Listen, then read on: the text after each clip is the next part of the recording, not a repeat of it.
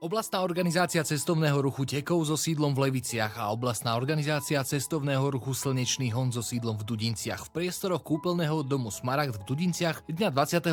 mája uzavreli memorandum o spolupráci. Memorandum za oblastnú organizáciu cestovného ruchu Tekov podpísal jej predseda predstavenstva a primátor mesta Levice Ján Krtík a za oblastnú organizáciu cestovného ruchu Slnečný Hon jej predseda predstavenstva a generálny riaditeľ spoločnosti Kúpele Dudince Slavomír Brza.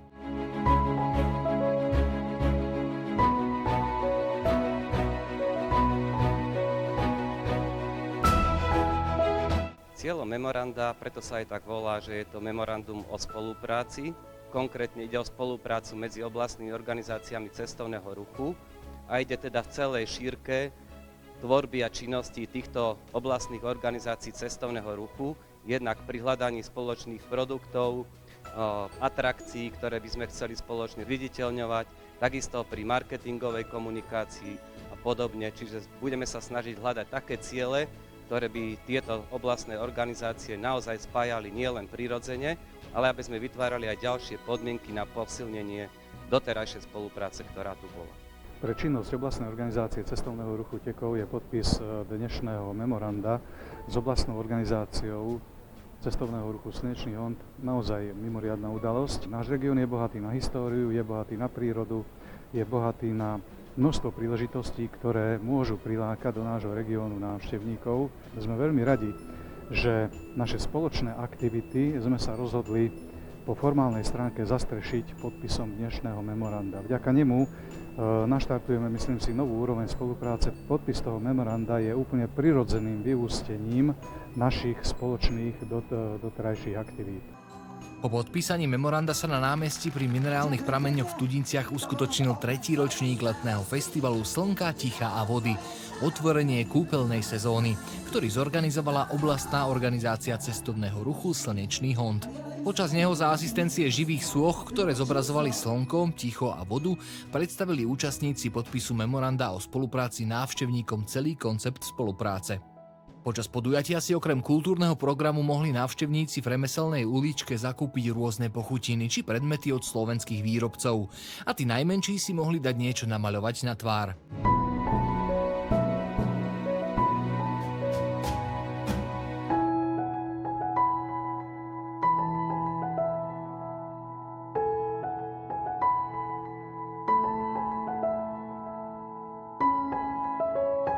Všetkým kúpeľným hosťom by som chcela odkázať, aby hlavne boli zdraví, aby aj keď majú nejaké zdravotné problémy, aby verili, že práve vďaka takýmto zariadeniam, akými sú kúpele, že tie zdravotné problémy pominú. A prajem vám, aby nikoho nič nebolelo a aby každý mal po svojom boku niekoho, ktorý ho v tých ťažších chvíľach podporí. V rámci kultúrneho programu festivalu sa predstavil slovenský hudobník Peter Bažík a slovenská speváčka Eva Máziková. Ako sa v Dudinciach cítite? Super. Ja sa v Dudinciach cítim super. Ja som tu nikdy nebola, ale moji rodičia tu chodili. Super publikum. Neviem, či sú všetko Dudinčania, alebo aj teda hostia tohto kúpeľného strediska, ale výborní boli, skvelí boli. Muži boli dobrí, deti boli dobrí, všetko bolo dobré. Dobre som sa cítila. Keďže sa otvorila kúpeľná sezóna dnešným dňom, Áno, áno. čo by ste odkázali kúpeľníkom? Ja im prajem naozaj ten najkrajší čas, nech neprší, nech je krásny, ale keď prší, tak ideme na masáže, ideme donútra a babi, pozor na tie tiene mužské, ktoré vás vždycky chcú. Ale ja si myslím, že malý flirt je vždycky dobrý a potom zdravá a pekná ísť domov. Návštevníkom sa predstavila aj slovenská hudobná skupina Komajota z Prešova. Toto sa mi veľmi páči a verím, že raz budem mať možnosť a šancu otestovať aj tieto kúpele. Ja prajem všetkým kúpeľným hosťom a Dudinciam, aby sa mali dobre, aby na chvíľu zabudli na túto paniku, ktorú prežívame dennodenne, aby boli k sebe milší, aby si naozaj oddychli. Nasledoval koncert talentovanej speváčky Emy Drobnej.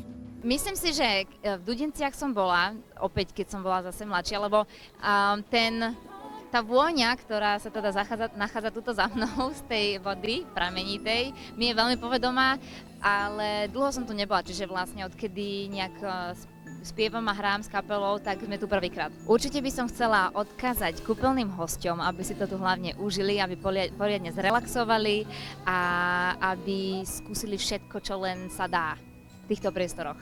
Festival pokračoval vystúpením slovenského orchestru klasickej hudby Cigánsky diabli. Keď sem prídeme hrať, tak nasávam takú tú príjemnú atmosféru a ten relax. Chcela by som zaželať Dudinciam aj všetkým kúpeľným hosťom, aj všetkým ľuďom, ktorí tu žijú a ktorí tu bývajú, aby sa tu mali krásne, aby sa cítili rovnako, ako sú nádherne obklopení touto nádhernou prírodou, tak nech majú aj rovnaké pocity a nech sú obklopení aj dobrou hudbou a nech chodia na naše koncerty.